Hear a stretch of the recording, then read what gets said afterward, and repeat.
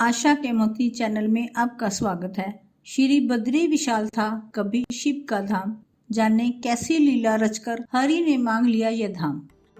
श्री विष्णु की यह लीला भी गजब है। भोलेनाथ और श्री विष्णु का एक दूसरे के प्रति अगाध स्नेह और श्रद्धा भाव हम सभी जानते हैं। कई जगहों पर यह भी उल्लेख मिलता है कि शिव जी ने स्वयं कहा है कि जो जातक विष्णु जी को भजते हैं भोलेनाथ उन्हें स्वतः ही प्रसन्न हो जाते हैं। लेकिन फिर ऐसा क्या हुआ जो श्री हरि ने भोले शंकर का ही धाम ले लिया? जी हाँ, श्री बद्री विशाल कभी शिव जी का धाम था, तो ऐसा क्या हुआ कि उन्हें अपना ही धाम छोड़ना पड़ा। पुरानी कथा है कि श्री विष्णु की इस भूमि में यानी कि बद्रीनाथ से पहले भगवान भोलेनाथ का निवास स्थान था। शिव जी यहाँ पर अपने परिवार के साथ वास करते थे, लेकिन एक दिन भगवान विष्णु जब ध्यान करने के लिए स्थान की खोज में थे तो उन्हें यह स्थान दिखाई दिया। यहाँ के वातावरण को देखकर वे मोहित हो गए, लेकिन वे जानते थे कि यह तो उनके आराध्या का निवास स्थान है। ऐसे में वे उस जगह पर कैसे निवास करते? तभी प्रभु के मन में लीला का विचार आया और उन्होंने एक बालक का रूप लेकर जोर जोर से रोना शुरू कर दिया।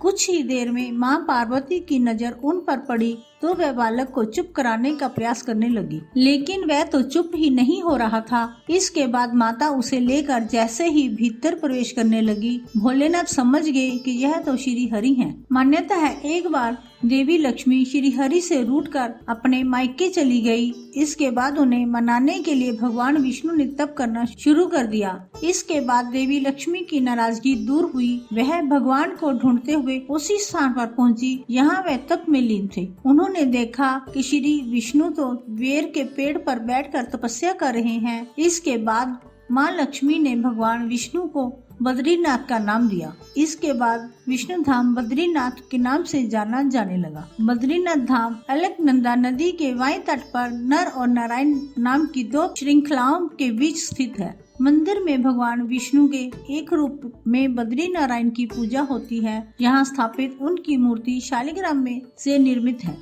इसके बारे में मान्यता है कि इसे आदि शंकराचार्य ने 8वीं शताब्दी में पास में स्थित नारद कुंड से निकालकर स्थापित किया था। इस मूर्ति को श्री हरि का स्वतः प्रकट हुई 8 प्रतिमाओं में से एक माना गया है।